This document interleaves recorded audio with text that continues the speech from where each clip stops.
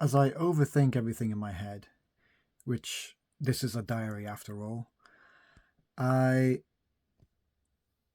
I'm realizing that concepts I'm still living in, even though I acknowledge them, it's not good enough. I can acknowledge a concept as the difference between now and time concepts of the past and the future, so much so that we dwell in them. For example, I dwell in the future in my mind and in my experience all the time, most of the time, so, too much. And so, because I'm dwelling in the future, I'm dwelling on my mind and I'm dwelling on trying to make plans and trying to understand things and lay the path ahead of me.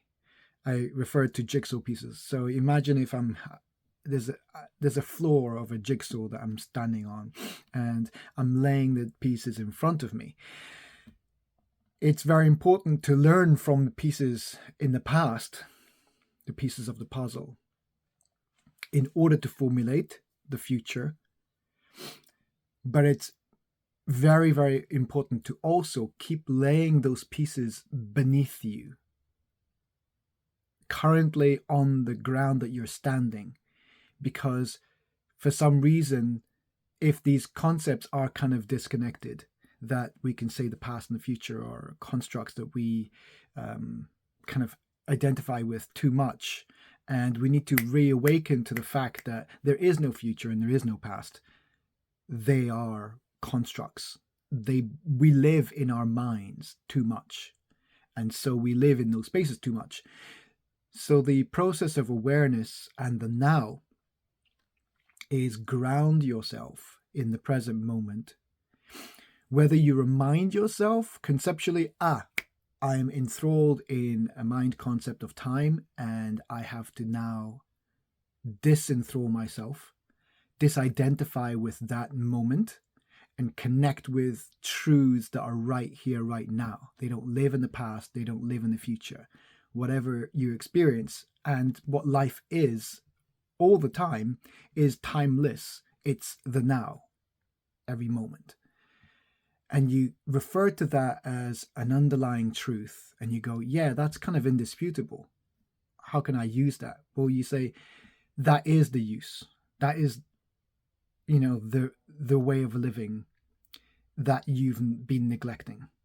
And I think I'm talking to myself here, obviously, but to the rest of you who also would like to hear this once in a while, I feel that that's one of the aspects that we're always neglecting is the now, and building a relationship with it that it has a utilitarian purpose. The now can't, you know, enable us to control our minds and control our focus to try and plan and to strategize and to enact those in little increments every day. You do your diligence in maintaining the actions that you need to build the future that you want. That is all still within the mindset of the future, and you enact those things from a day-to-day basis, on a day-to-day basis. That's great. But what about enacting the things about connecting with the now? And part of that is there's an aspect of you which you're also neglecting, the grace. Society doesn't pay enough credence to grace's aspects, needs. And if we were to allow way more time and pressure, alleviate, facilitate more of what makes us just feel good and enjoyment from having no pressure, from being allowed to just be who you want to be, know who you are, and do the things that you want to do. I mean, that's paradise, really. That's a utopia, right? And then your mind comes in and goes, ridicule, what if, you're crazy, whatever. And your mind is still enthralled with trying to be a realist, trying to be, whatever label you want to put it. Because they say you're living in La La Land otherwise, and then you're too close to the edge of going into being delusional and No, because if you scrutinize a concept before it's even, if you scrutinize a flower bud before it's flowered and you've never seen a flower before, it's that level of ignorance where you have the audacity to go, oh, that I've seen it, it's somewhere else and they don't bloom, or it's a statistically measured thing. You can analyze the outcome of something that you're speaking about, a concept or a process, and that will lead you to exactly F all.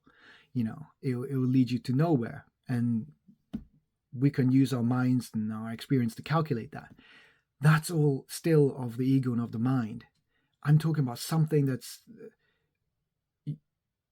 it's such a paradigm shift. The place that I'm coming from is from an ideal paradigm shift in experience, where you can't relate unless you tune into what I'm talking about and you start to actually relate rather than think that something is probable or not. And it's all obviously yellow talk and very generalized, but I struggle to put it in terms that people can actually start to trail along with. Let me gather my thoughts.